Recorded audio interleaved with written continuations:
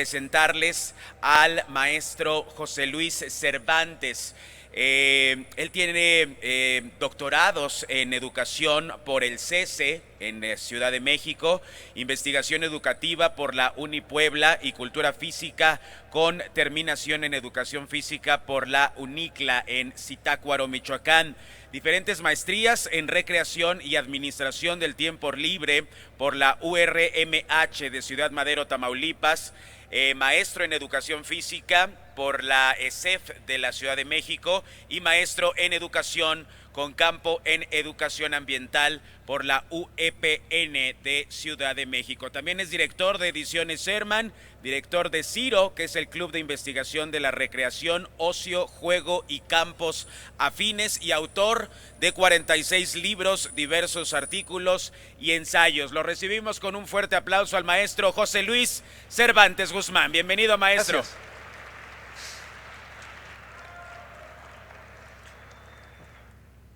¿Qué tal? Me da gusto saludarles. Todo plan y programa de estudio es una imposición política. Todo.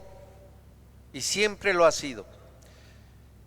Desafortunadamente, los docentes ante grupo regularmente no participamos en el diseño de esos planes y programas, o en general el currículo o la currícula cuando son varios. La nueva escuela mexicana hace una propuesta y agrega al modelo un anexo para educación física, que un anexo no es un programa. Es una serie de sugerencias, de ideas,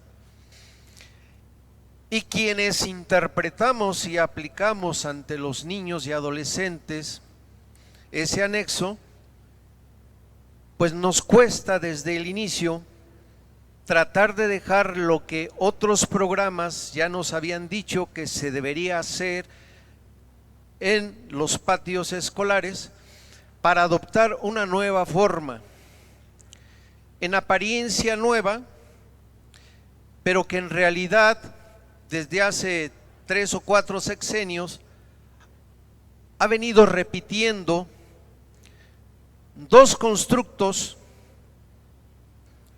que son la motricidad y la corporeidad. Eso se ha repetido. Y les quiero decir a ustedes, para que reflexionen conmigo, que esos dos constructos tienen más cobertura y son más amplios que nuestra propia educación física.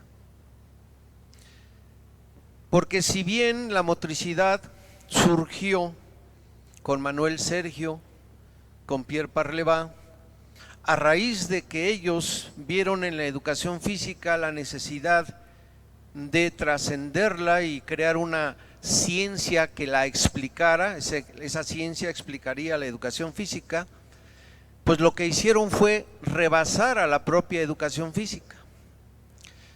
Y no se diga la corporeidad, que ha sido materia de los filósofos más importantes que ha habido tanto en Europa y algunos en América. La corporeidad no es parte de la educación física en su origen, es parte de la reflexión sobre el ser humano y la necesidad de rescatar el cuerpo. Ustedes y yo somos cuerpo, y la única manera de tener existencia aquí y ahora es a través de nuestro cuerpo.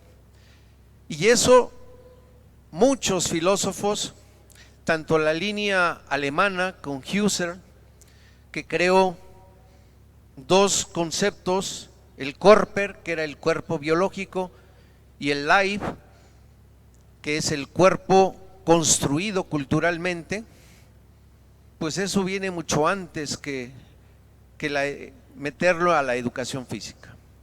O en su caso, los españoles Zubiri y Laín Entralgo, o en su caso los franceses como Jean-Paul Sartre y otros, cada uno marca una línea diferente de la corporeidad. Y si nosotros quisiéramos decir, yo sé de corporeidad, tendríamos que comprender a esos y muchos otros filósofos. Porque lo que viene en ese anexo, en los programas anteriores, es una partecita de lo que es la corporeidad. Y es mentira que la educación física contribuya mucho a la edificación de la corporeidad. Eso es una mentira que nos han hecho creer. ¿Y por qué? Porque la corporeidad, que no es el cuerpo biológico, sino ese es el corper, y el life es la corporeidad.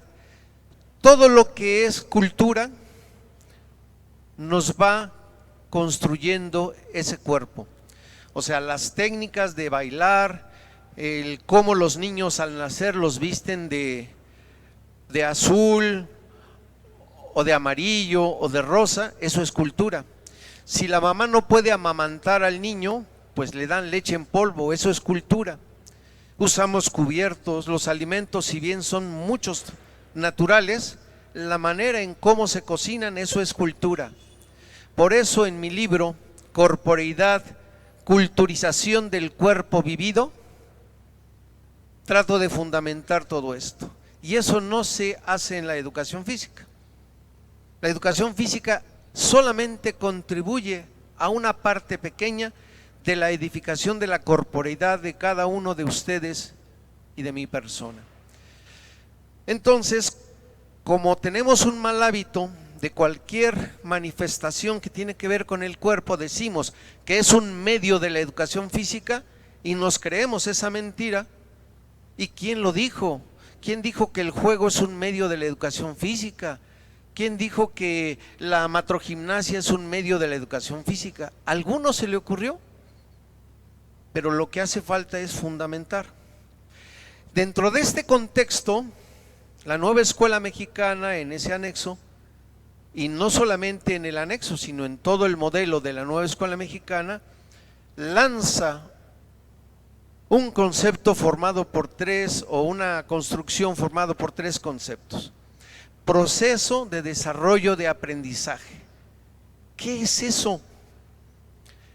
Si ustedes lo piensan un poquito y le preguntan en este momento a la inteligencia artificial, con un prompt que le digan, a ver, inteligencia artificial, compara los conceptos de proceso, desarrollo y aprendizaje. A ver, ¿quiénes de los que tienen en su celular inteligencia artificial? Pónganle ese prompt, sáquenlo, úsenlo y pónganle, compara los conceptos de proceso, desarrollo y aprendizaje. Y si quieren hacerlo más formal, agréguenle, cita autores y referencias APA, séptima edición. Y a ver qué les da. Desde mi punto de vista, esos tres conceptos son redundantes, porque los tres de algún modo tienen significados parecidos. Pero es un concepto que nos tenemos que aprender para poderlo aplicar. Pero cuando uno se pone medio reflexivo y crítico, ahora se fomenta mucho el sentido crítico. Nada más que a las autoridades no les gusta que los maestros sean críticos, porque está uno criticando lo que ellos hacen, ¿cierto? Pero a nosotros sí nos dicen, no maestro, usted fomente el sentido crítico con sus alumnos. Entonces, ¿a quién le hace uno caso? Y así pasa. Yo me dedico actualmente, ya dejé, yo soy jubilado, me jubilé como supervisor, ya no quise saber nada de la jubilación, la supervisión, se queda uno estancado y a mí nunca me ha gustado estancarme. Me dedico a la investigación y a publicar investigaciones. Por eso la inquietud.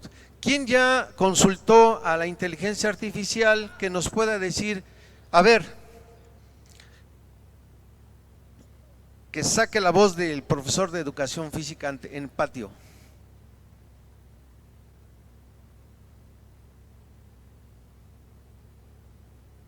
Procesos, operaciones,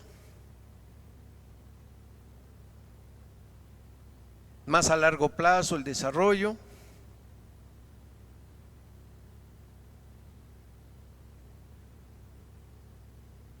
Claro, son cambios, ya el aprendizaje implica cambios. Si sus alumnos no cambian, no hay aprendizaje. Si solamente repiten lo que ustedes mostraron la sesión anterior, no hay aprendizaje. El aprendizaje requiere cambio mental, emotivo y desde luego para nosotros corpóreo motor. Si no hay cambio, no hay aprendizaje corpóreo motor. El desarrollo, exista o no la educación física, los niños se desarrollan bien, mal, regular. Se supone que con nuestra intervención los niños se van a desarrollar mejor. Entonces lo que tenemos que evaluar es cómo ese desarrollo se va, digamos, activando y va abarcando esa integridad deseada. Pero nadie nos desarrollamos integralmente. A veces la parte emotiva, a veces la parte cognitiva, a veces la parte social, algo por ahí queda como que un poco atrasado. ¿Qué debe observar el docente de educación física? Las debilidades, los atrasos o retrasos, porque ahí es donde debe incidir. Ahora, uno de los problemas con respecto al término aprendizaje corpóreo-motor es que no nos queda muy bien claro qué es lo que debe aprender el alumno. Por ejemplo, sabemos que la educación básica van a aprender a leer, escribir y a contar, básicamente. De ahí se finca la alfabetización. Pero la alfabetización corpórea motor, ¿en qué se debe basar? Dirán por ahí, pues en las habilidades motrices. No, pues de hecho, la diferencia entre patrón básico de movimiento y habilidad motriz, casi no hay diferencia, porque el patrón es natural, biológico, genético. Si yo ese patrón, por ejemplo, saltar, trepar a los árboles, etcétera, lo ejercito, se convierte en habilidad. Y si esa habilidad la ejercito, la practico, la aplico a diferentes contextos, se convierte en destreza. Eso es, patrón básico de movimiento, habilidad, destreza. Y párenle de contar. Esa destreza se especializa y nos lleva a algunos al alto rendimiento, ya sea en la danza, ya sea en el deporte, ya sea en alguna actividad de performance. Entonces, ¿qué es lo que debe aprender? Se supone que los PDA, los procesos de desarrollo de aprendizaje aplicados a educación física, nos deben decir eso. Pero aquí tenemos un problema. En el programa sintético nos dan unos cuadros por nivel educativo y nos ponen ejemplos. A veces nuestros supervisores o algunas autoridades nos dicen que hay que tomar eso y aplicarlo a los niños. Eso es una falsedad. ¿Cómo vamos a imponer algo que esté escrito a un grupo de niños que sus características de vida, su comunidad, es muy diferente a la de otro estado de la República? No es posible eso. Es querer meter en un cartabón a los niños, siendo que debe ser al revés. Lo que viene ahí es un ejemplo de procesos de desarrollo del aprendizaje, pero lo que nos han dicho es cómo diseñar nuestros propios PDA a partir del diagnóstico corpóreo motor del inicio del ciclo escolar. Esa es la base. Pero como tenemos todavía ideas de los programas anteriores, creemos que debemos aplicar una batería para capacidades físicas. No, señoras, señores, compañeras, compañeros, no. Hay preponderancia en esto de hacer evaluación cualitativa, nos dicen las autoridades. Pero lo que aparte de las autoridades se les olvida, que la educación física es sui generis, que la educación física epistemológicamente está constituida por explicaciones de las ciencias biomédicas, de las ciencias de la actividad física o del deporte, pero también está influenciada por las ciencias humanas y sociales.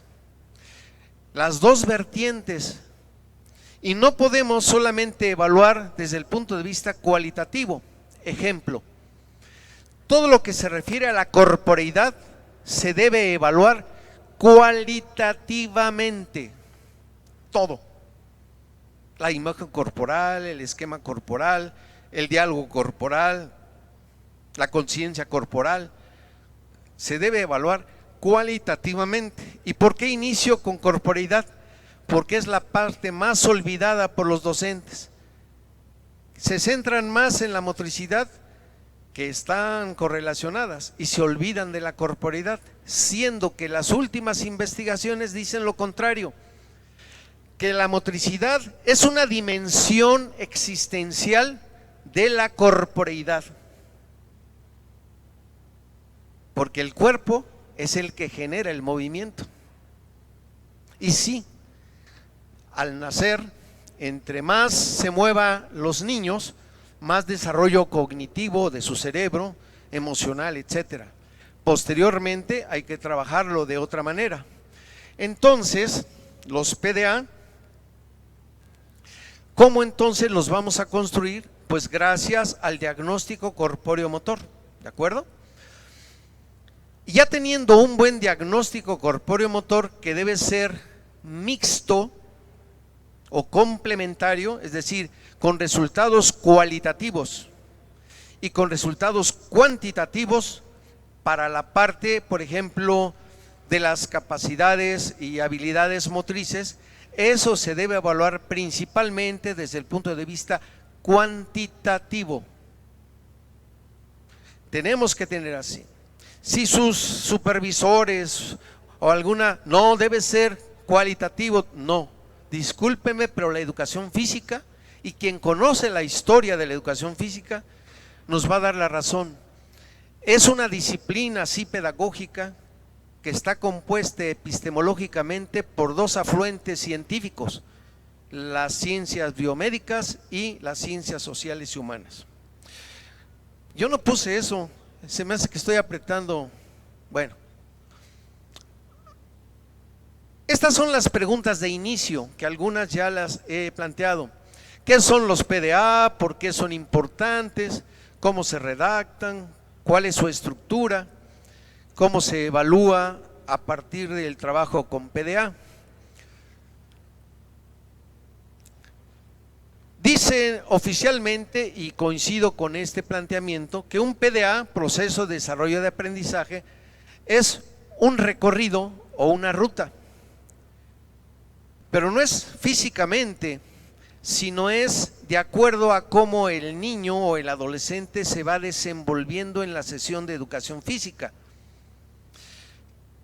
Y no son lineales. Algunos niños tardan más, otros menos, unos llegan muy rápido al propósito que se planteó el docente. Entonces, en el caso de aquí,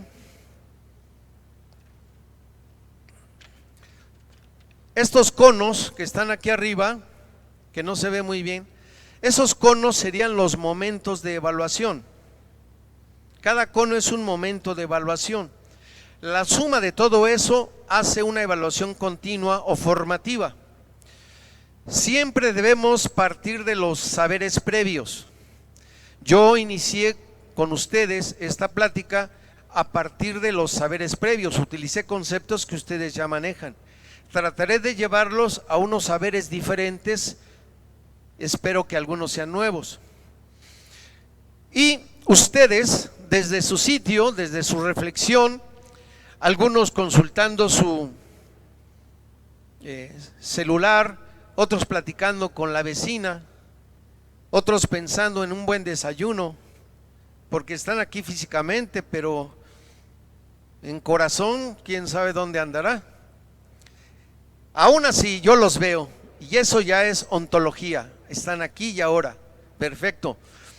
Ustedes con sus formas de apropiación, algunos toman nota, fotografían lo que esté ahí, escuchan lo que yo digo, etcétera, etcétera. Cada alumno ya trae sus propias formas de apropiación de saberes. Y si yo digo saberes, no significa que el saber es todo intelectual. No, no, no, no, no. Aquí sí hay que rescatar lo que otros programas ya decían, que no lo sacaron porque algunos expertos lo decían, lo sacaron de Delors. Y Delors creó todo un informe junto con un grupo de expertos internacionales para determinar cómo iba a ser la educación del siglo XXI. Entonces, no se lo atribuyan a los programas anteriores, aunque yo lo mencioné. Esto es de más arriba. Decían que hay un saber cognitivo, que le llaman declarativo o saber conocer. Entonces, cuando yo digo formas de apropiación de saberes, se refiere a un saber teórico, conceptual, un saber operativo, saber hacer, y un saber valoral o actitudinal. Eso es importante tomarlo en cuenta. Eso ya lo traen ustedes. El docente lo que hace es aprovechar eso para trabajar nuevos elementos. Aquí ustedes ven 3 rutas, una así como con valles, crestas, otra media curva y la de abajo tipo zigzag. No sabemos, y cada uno de ustedes construye con sus alumnos diferentes rutas. Imagínense que un niño va a aprender a nadar, que eso sí sería algo claro, o que va a aprender a andar en triciclo o en bicicleta, eso sí es tangible, o aprender un baile, eso es tangible. Y ahí sí puedo decir, es que aquí vi una serie de habilidades y capacidades físicas, porque hay un todo, pero eso no lo tenemos claro. Entonces, eso nos va a permitir tener una idea de que todo PDA va a ser una ruta que yo defino en razón del diagnóstico corpóreo motor. ¿Cuántos PDA debo aplicar en un ciclo escolar? Al menos 1 cada mes o cada 2 meses, dependiendo de las sesiones de educación física. Si ustedes trabajan en una escuela, ya sea jardín de niños, primaria o secundaria, donde imparten 2 sesiones de educación física, lo recomendable es trabajar un PDA para todo un mes. Y cuando ven en la evaluación que no llegaron los niños a donde ustedes querían, agregan otro mes más con el PDA, con el mismo PDA. No quiere decir que cada sesión de educación física yo voy a poner un nuevo PDA, no, porque es una ruta. Tal vez de donde dice saberes previos y dice inicio al primer cono, hasta ahí llegaron sus alumnos de la escuela fulana de tal, pero en otra escuela tal vez llegaron hasta el cono 2. Siempre es diferente. Por eso no hay que comprar los planes que venden en internet. Son no iba a decir una palabra fea, no sirven, no sirven. Los están engañando, y aunque cuestan poquito, los están engañando. Yo acabo de dar un curso hace una semana de cómo elaborar la planeación a través de la inteligencia artificial. Uy, los maestros encantados, porque yo les demostré que se puede hacer, aunque ahora en la nueva escuela mexicana y concretamente en educación física, no es recomendable planificar todo el año. Se tiene que planificar cada mes, cada 2 meses. Allá, esto que les estoy platicando lo puse en práctica con maestros de educación física de la alcaldía de Azcapotzalco y la alcaldía Gustavo Amadero. No es rollo mío, esto es resultado de la investigación. Entonces, algunos usaban un PDA para 2 meses, y ahí los supervisores descubrieron que no les pueden pedir todo un plan de trabajo anual, porque no concuerda con lo que la misma nueva escuela mexicana propone. Entonces les pidieron un plan de 6 meses nada más, y eso está bien porque lo pueden modificar.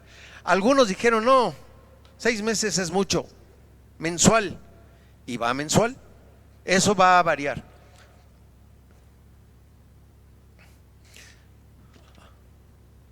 Bien, esta es otra manera que no se está usando, pero esta manera es la mejor para organizar los PDA. Los PDA se deben organizar, como Vygotsky decía, a través de zonas de desarrollo próximo. Imagínense una escalera. Ahí, para subir aquí hay varios escalones. Cada escalón, en el escalón donde yo esté, es la zona de desarrollo real, donde yo estoy desde el punto de vista de mi desarrollo corpóreo motor. Ahí estoy. ¿Y quién dice eso? El diagnóstico corpóreo motor. La primera intención es que yo vaya al segundo escalón. No sé, eso me va a llevar un mes para mí, a lo mejor para él va a ser en menos tiempo. Cada uno es diferente. Llegar al tercer escalón. Cada escalón significa una zona de desarrollo próximo.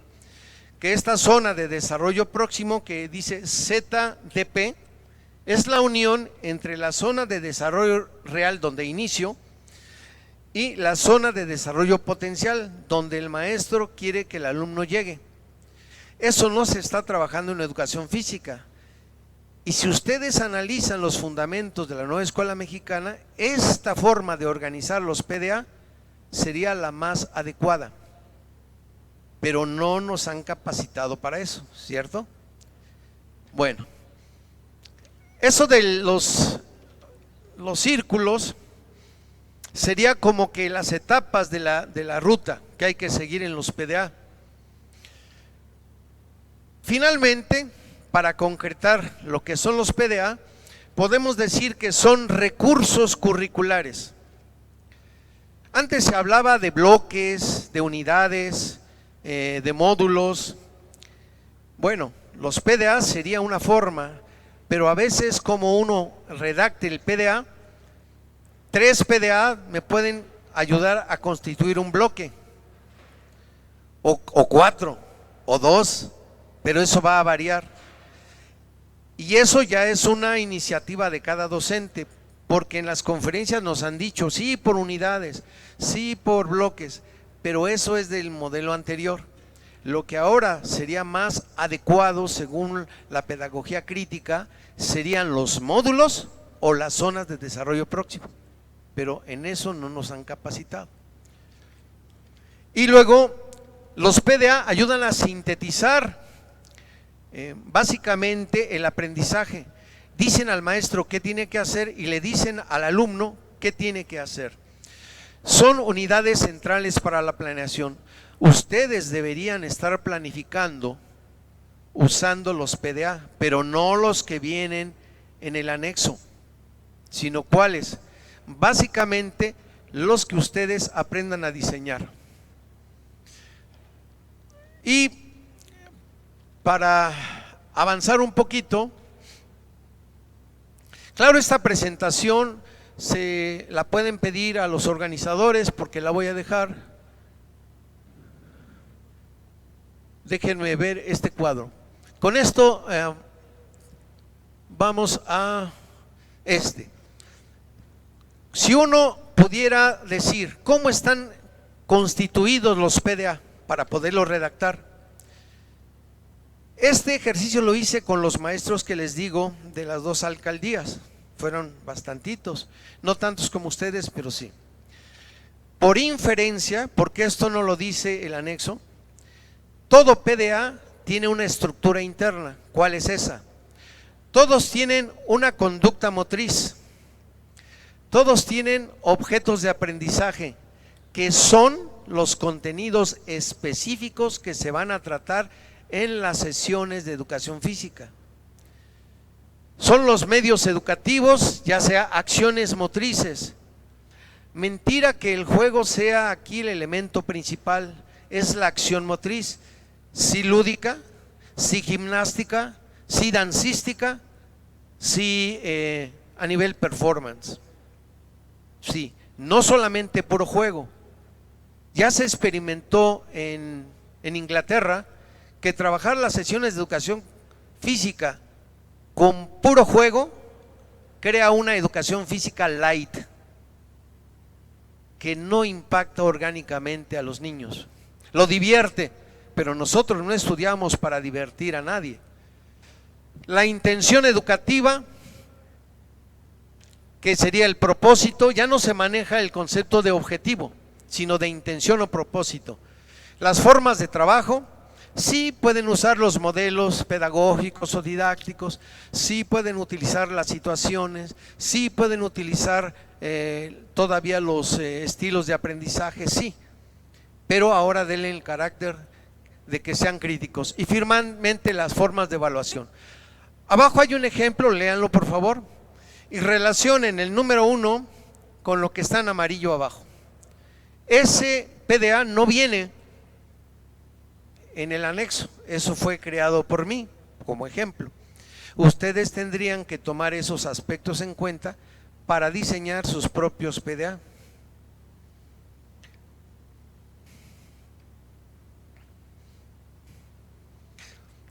Yo saqué uno del anexo. ¿Cuál es la conducta motriz de lo que está ahí arriba? ¿Qué palabra representa la conducta motriz? Explora, correcto. ¿Cuáles serían los objetos de aprendizaje? Es decir, los contenidos específicos, que ahí no están tan específicos, son demasiado generales. Capacidades, habilidades, destrezas motrices. ¿Cuál sería la intención ahí? Para, donde dice para, los demás aspectos no los tiene. Y así hay muchos PDA del anexo que no están bien redactados, pero los pusieron como ejemplo para que ustedes los redacten bien. ¿Sí? Bueno, estimados compañeros, solamente voy a dejar esta lámina que se trata un desglose taxonómico de la corporeidad, que es una de las partes menos desarrolladas. Todo lo que he dicho viene en este libro y mucho más. Este es el libro que hice con los maestros de las 2 alcaldías en el contexto de la cultura corpórea motriz. El término física o físico ya es un término anacrónico, que fue creado igual que educación física en el siglo XVII. No se debe llamar cultura física y algún día les explicaré por qué. Si no es cultura de la corporeidad, cultura motriz, etcétera. Esto por ahí, los que quieran. Muchas gracias por su atención. Espero que haya inquietado por lo menos a algunos de ustedes. Gracias.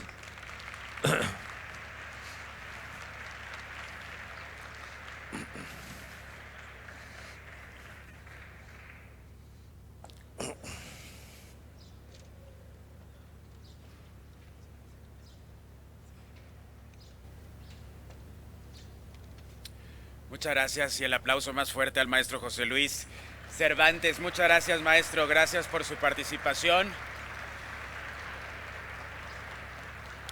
Tenemos el reconocimiento también para el maestro José Luis Cervantes por parte de CODE Guanajuato, del Congreso Internacional del Deporte y por supuesto también del Congreso Nacional de Educación Física del Centro de Estudios Superiores de Educación Especializada. La maestra Hilda Becerra hace entrega de este reconocimiento por su participación y un pequeño obsequio por parte de CESE y por parte de CODE Guanajuato. Le damos un fuerte aplauso. Muchísimas gracias. Gracias, maestro.